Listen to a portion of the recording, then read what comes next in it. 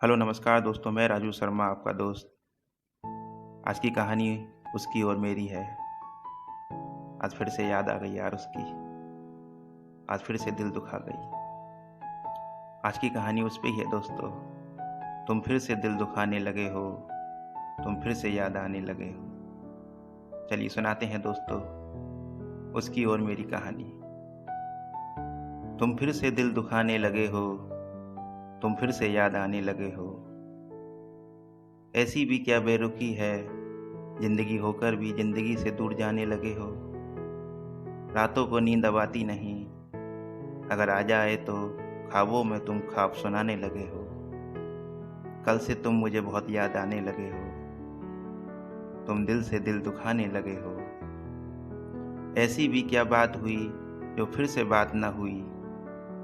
तुम बातों से बातें चुराने लगे हो, तुम फिर से दिल दुखाने लगे हो। जो आंखें कभी आईना हुआ करती थीं, उन आंखों से तुम नजरें चुराने लगे हो। तुम फिर से दिल दुखाने लगे हो, तुम कल से बहुत याद आने लगे हो। तुम फिर से दिल दुखाने लगे हो, तुम फिर से दिल दुखाने लगे हो। ये थी दोस्तों उसकी और मेरी कहानी।